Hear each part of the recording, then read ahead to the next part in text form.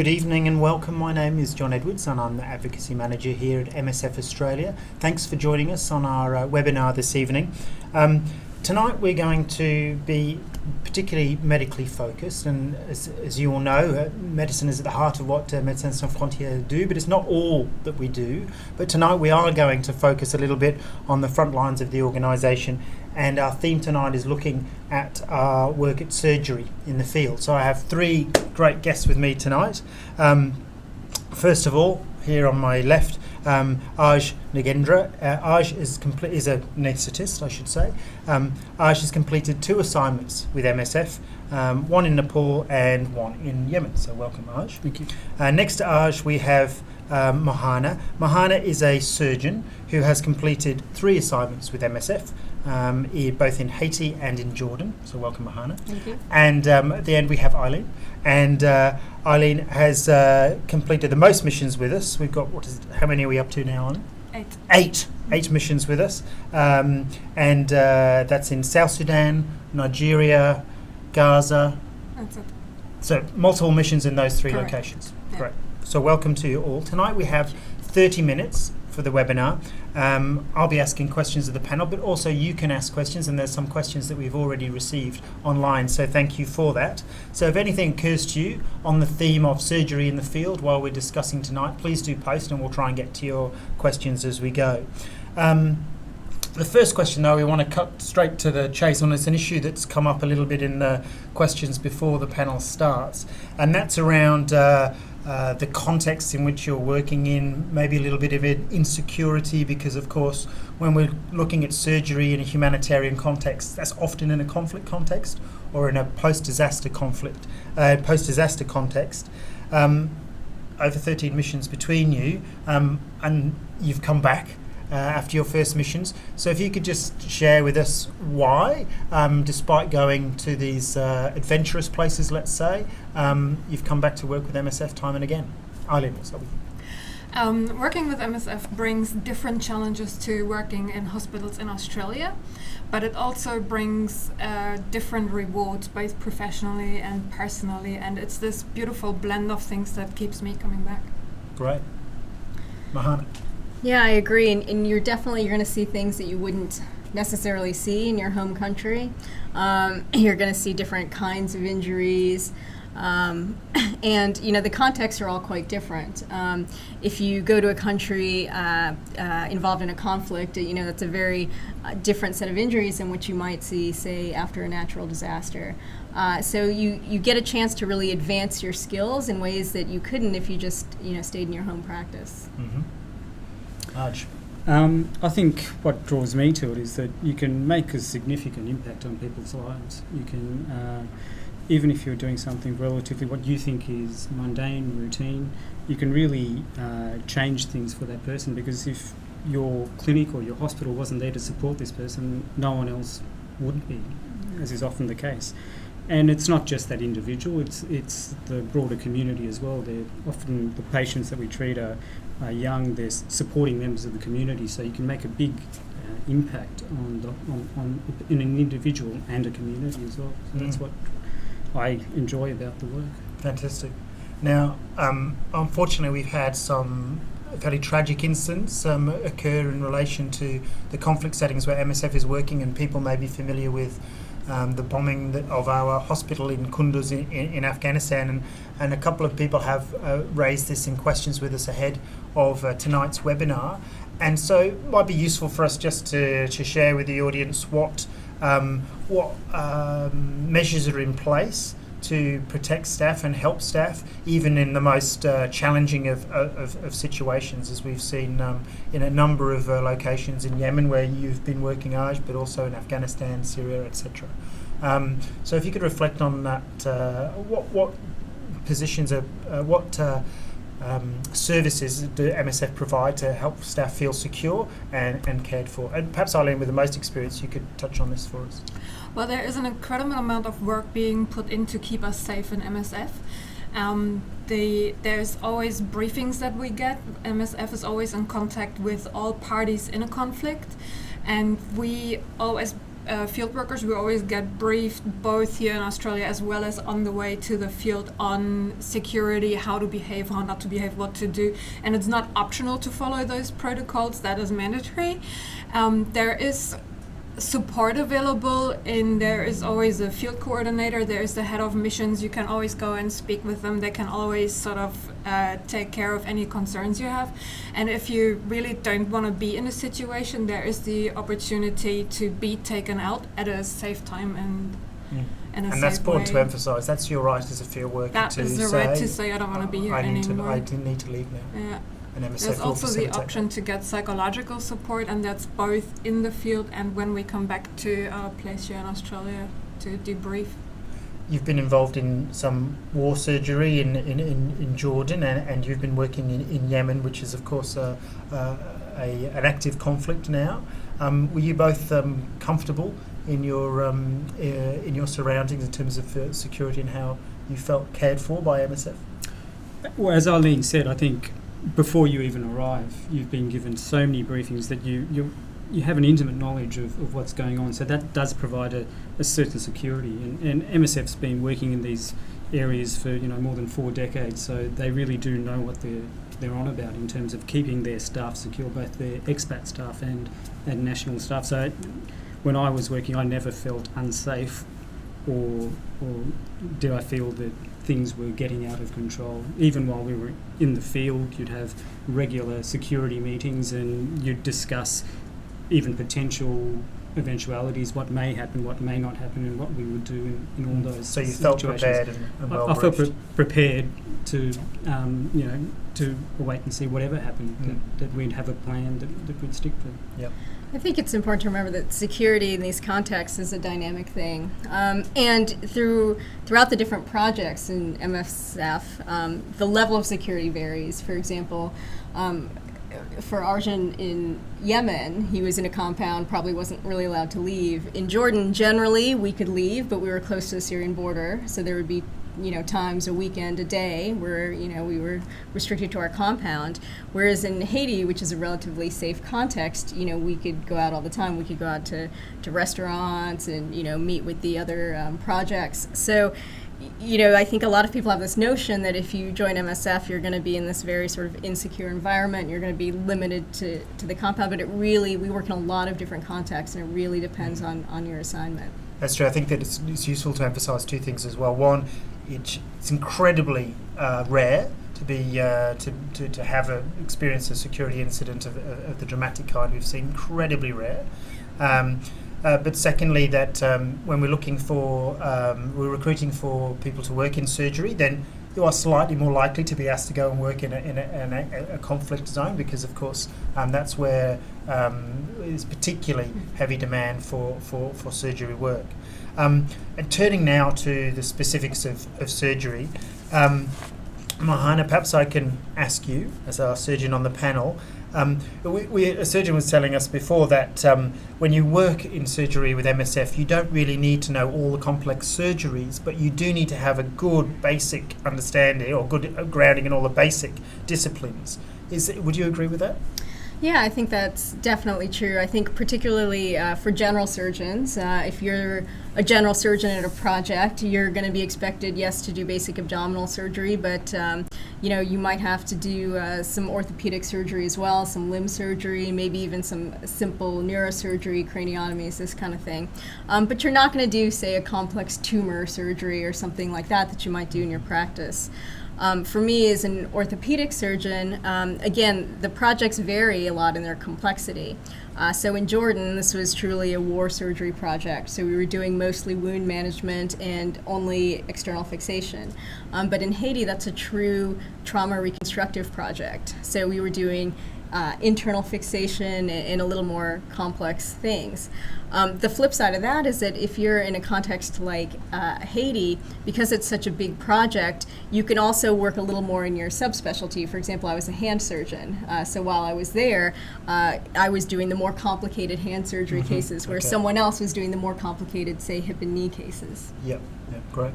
And the next question is for all of you. And it's related to the difference of working in MSF to working here in Australia, for example. And that is, often in the field, you're in a hospital with, few resources, makeshift perhaps in some cases. But what does that mean in terms of the different things that you would need to do in your role in the field as compared to in Australia? I know the difference is quite marked, particularly for nurses. So maybe, Eileen, you could start. What are the different things that you're asked to do as an MSF nurse, OT nurse, rather than being in Darwin General Hospital? So the role is totally different in MSF. In Australia, in the hospitals, we as OT nurses, we're kind of limited to doing scrub nursing or scouting or anesthetic nursing or recovery, and that's pretty much the roles we fill. As an MSF OT nurse, you're pretty much an activity manager, so you basically run the OT. You manage the staff, you manage the HR part of the staff, you do the rostering, you're responsible for sterilization, often for the laundry as well. There is the... Not doing the laundry. No, but responsible for the laundry management. Okay.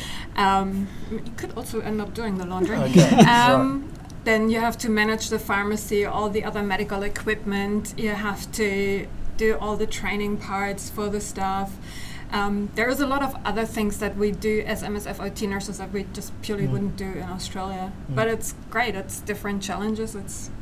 You're asked to take on quite a lot of responsibility compared to being in a kind of much larger machine of a large hospital in Australia. But it might not be so many different operating theatres than we have in our theatres, in our hospitals here in Australia, but it's just the complexity of the role that's totally different. Right.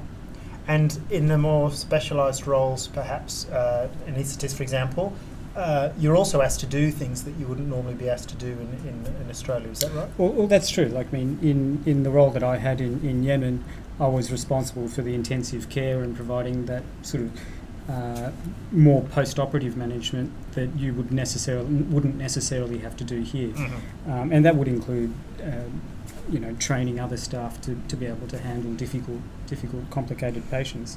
So there is that aspect to things as well as the actual work itself. Sydney's a fairly safe place. There aren't too many gunshot wounds and blast injuries that you have to worry about here, thankfully. But they're just the volume of that sort of work, which is bread and butter to the national staff and the national surgeons there. But to you, it's quite can be an initial challenge until you sort of figure out how things work and can contribute in some way. So there's the work itself, and as well as as Eileen said, there are just a whole lot of other things, working in the emergency department, stabilising patients before arriving to theatre, and then afterwards as well, that you sort of get involved in. That you absolutely wouldn't be doing in a not to the same Australia. degree, not to the same degree as you do there. Mahana, I'll ask you the same question in terms of the activities that you're asked to do as an MSF surgeon and doctor, but also if you could reflect on some of the different resources that you have available or don't have available that when you went to the field in the two cases that you work for MSF.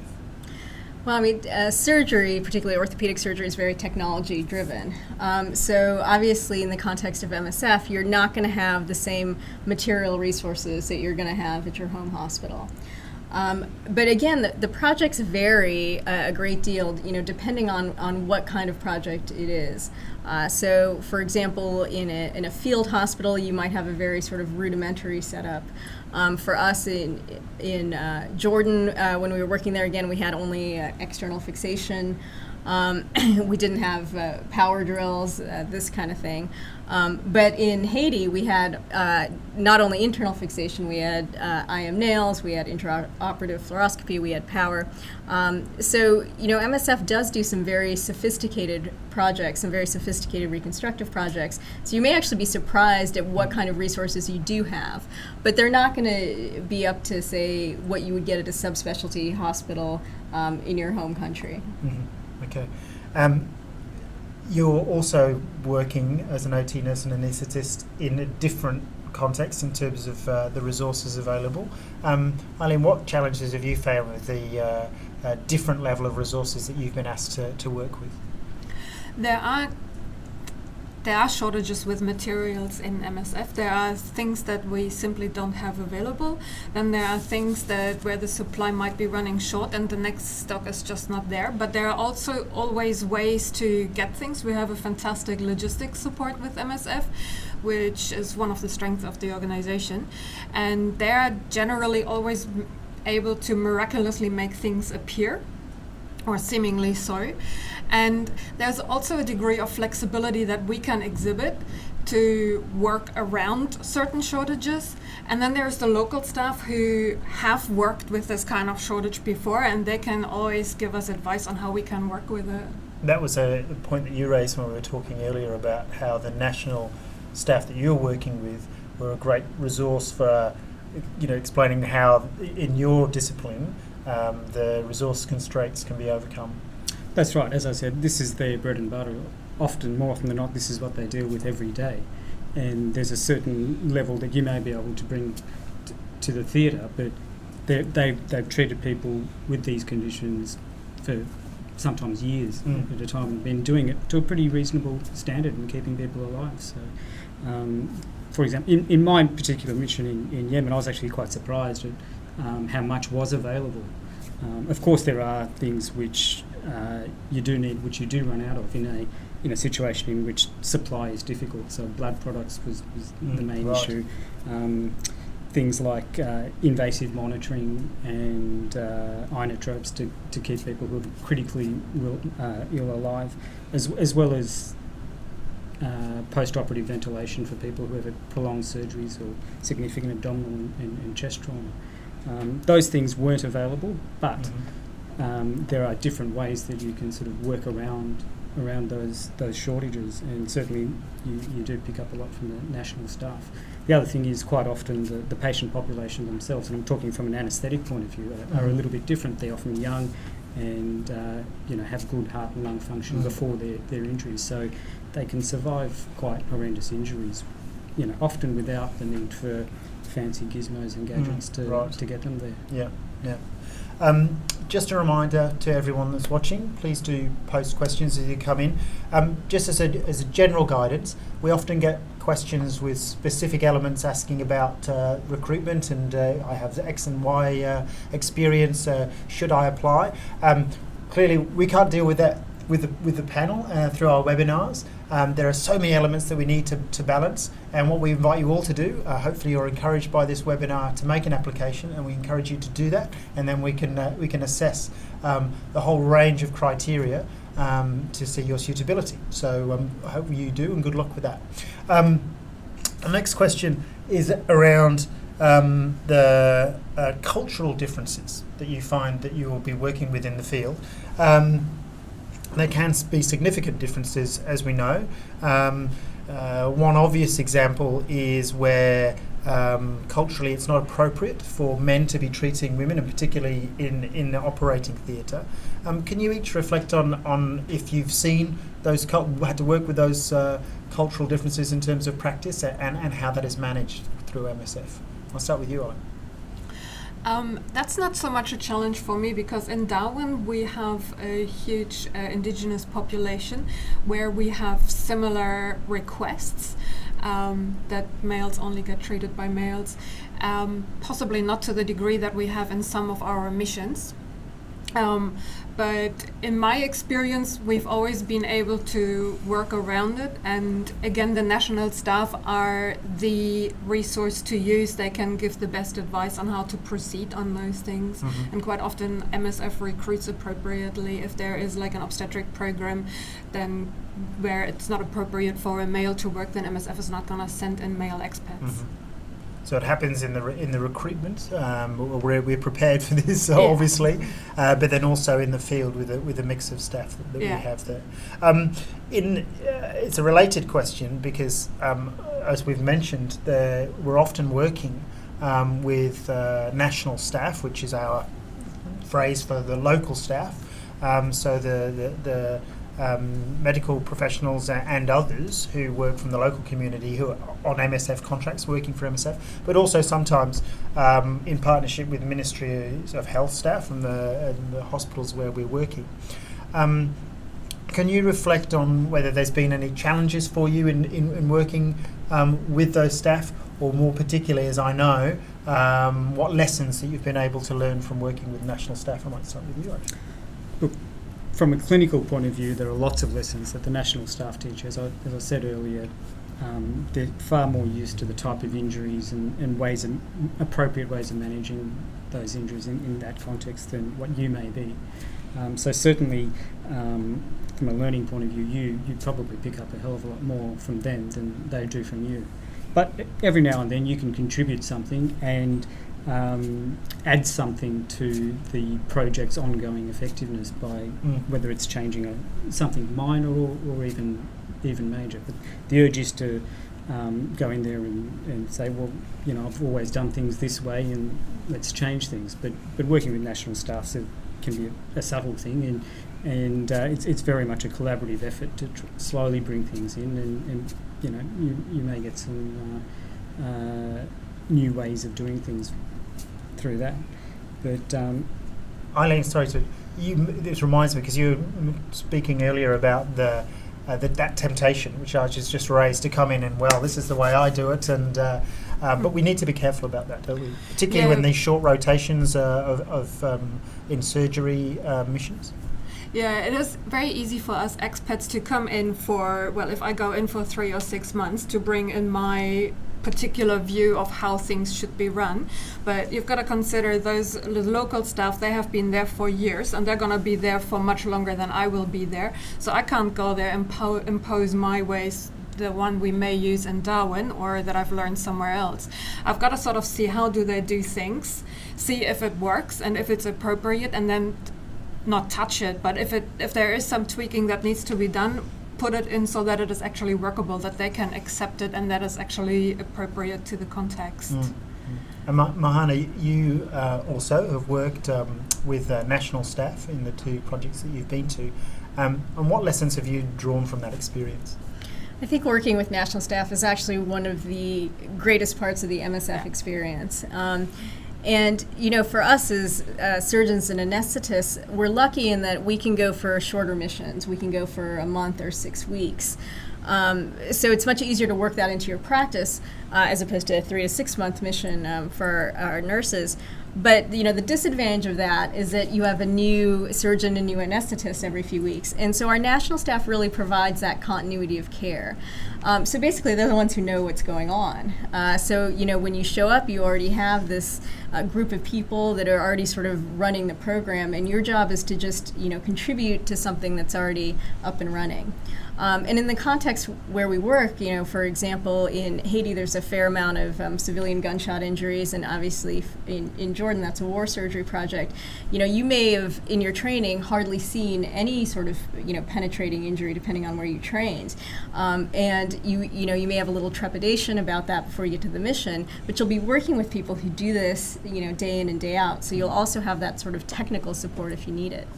Fantastic. Now, we've had a couple of questions come in on a general theme of advice, and Anna's asked, what is the biggest lesson that you've taken away from working with MSF, and what is the one piece of advice you would give to someone who's considering working for MSF? I'm going to leave that last question to the end because it's a nice one to finish on. But what is the most important lesson that you have so far, because your careers go on with MSF, taken from working with MSF? I'll start with you, Ollie. Embrace the challenges and learn from the locals as much as you can. That's pretty much one of my biggest lessons. And you've had to be quite flexible. You were talking earlier about the challenges that you faced in the variety of different missions. Yeah, and the challenges can be technical, they can be personal. If I had to sum up work with MSF in one word, it would always be challenging. But as I said before, it's always also rewarding. And you, Mahana? I think that when you first think about volunteering with MSF, your main concerns are all technical ones. They're all like, oh, will I be expected to do this surgery I haven't done in like 7 years? But really the thing to keep in mind is that your success in working with MSF has to do with your adaptability, your ability to come into a project, sort of see how it works, what's going on, and fit into that. So I think that the biggest lesson that I've learned is, to obviously think about the technical aspects of the job, but really think about, okay, I'm here for this length of time, how can I contribute to this project running smoothly after I go? Mm-hmm. And Aj? I think the biggest lesson I've sort of learned is just to take things really slowly. I know I was always petrified before my first mission. I thought, would I be good enough? Would I have the skills necessary? Would I, let the team down? But just to take things nice and slowly, absorb as much information as you can from the people who've been there before. You get detailed reports on what the situation is like and what the hospital is like. Absorb as much as you can and just slowly work your way into the mission. And it's okay to feel that way. That it's okay to think, be a little bit apprehensive about what's going to happen, but know that that's going to happen, and that pretty soon, surprisingly quickly, in fact, you're off and running and part of the team. That was my next question, in fact, about those common apprehensions that we have as before going on the first mission with MSF. Did you have similar apprehensions before leaving, and how did they change in the field? What should you be worried about? What shouldn't you be worried about? Yeah, so my apprehensions or my worries before were also, was I technically good enough? That turned out that yes, I was. The challenges are gonna be totally different in whichever project you end up in, but if you keep yourself flexible, if you go in with an open mind, you're always gonna be able to manage it, and you're never alone. There's always people around you that you can ask for advice. Mm-hmm. And Mahana, for you, what were your worries before going? Was it Haiti you went to first? Or yes. So before you set off to Haiti, what were you most concerned about, and how did it work out? I think again, it's mostly the technical aspects. For example, I practiced primarily as a hand upper extremity surgeon for 5 years before I went to Haiti. So you're always worried, well, will I know enough? Will my technical skills, be up to par? But again, in terms of surgery, you're either working in sort of a basic kind of conflict hospital where you really just need your basic trauma skills to be successful in that mission, or if you're in a higher level reconstructive hospital, then usually there's national staff or other expats to fill different roles. So MSF does do a very good job of sort of not abandoning you, in a mission. And MSF also has tons of protocols in terms of things like, antibiotic use and infection control. And so those are in place so that you're not guessing and you know what resources are available to you before you even get there. Final question then, as Anne asked, I want you to share with our audience what your one bit of crucial advice is. Of course, the advice is apply to work for MSF. It's fantastic. But why? I'll start with you, Anna. Embrace the culture, embrace the new challenges, and just have fun with the adventure. Mm-hmm. And you've had fun on your adventures? Oh, yeah. Excellent. I keep on coming back, so I must. And Mahana?